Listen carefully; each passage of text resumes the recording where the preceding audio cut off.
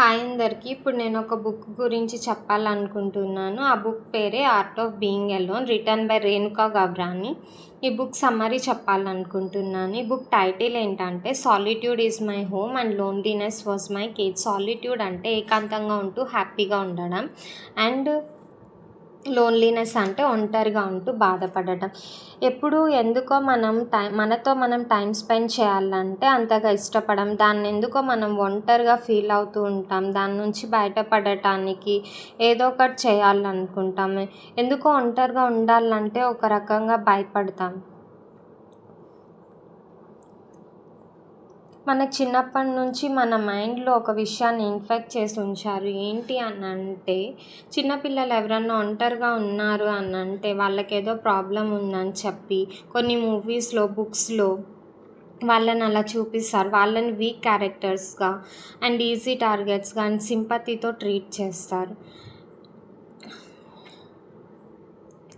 మనల్ని మనం ఎక్కువగా జడ్జ్ చేసుకుంటూ ఉంటాం అండ్ క్రిటిసైజ్ చేసుకుంటాం. బయట వాళ్ళు మనల్ని జడ్జ్ చేసేది చాలా అరుదు, కానీ మనల్ని మనం ఎక్కువగా జడ్జ్ చేసుకుంటూ ఉంటాం. ఎప్పుడూ కూడా మనం ఒంటరితనాన్ని ఒక బాధపడాల్సిన అవసరం లేదు. ఎందుకంటే మన లైఫ్లో చాలామంది వస్తుంటారు, వెళ్ళిపోతుంటారు. కొంతమంది మంచికో చెడుకో వదిలి వెళ్ళిపోతూ ఉంటారు. కొంతమంది మంచి ఉద్యోగ అవకాశాల కోసం, కొంతమంది కెరియర్ గ్రోత్ కోసం, మరి కొంతమందికి మనం కొన్ని రోజులకి బోర్ కొట్టేస్తాం. ఒంటరితనం అనేది లైఫ్లో ఒక పార్ట్ మాత్రమే. ఒంటరితనాన్ని మనం ఒక శాపంలా అనుకుంటాం, కానీ ఒంటరిగా ఉండడం అంటే మనతో మనం టైం స్పెండ్ చేయడం.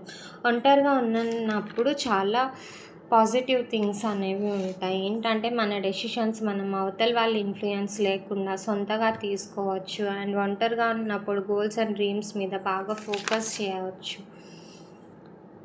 మనం ఎప్పుడు మనల్ని వేరే వాళ్ళు ఇష్టపడాలి, వాళ్ళకి నచ్చినట్లు ఉండాలి అని అనుకున్నప్పుడు మన ట్రూ సెల్ఫ్ని మనం కోల్పోతాము.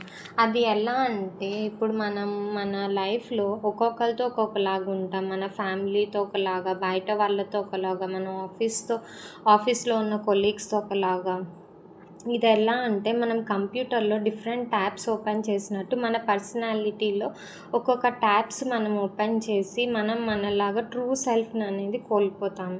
సెల్ఫ్ లవ్ అనేది మనం సెల్ఫ్ యాక్సెప్టెన్స్తో స్టార్ట్ అవుతుంది. మనలో ఉన్న లోపాలని ప్రతిదీ మనం తెలుసుకొని, మన గురించి మనం తెలుసుకొని, ఎలా ఉన్నా మనల్ని మనం ఇష్టపడడమే సెల్ఫ్ లవ్.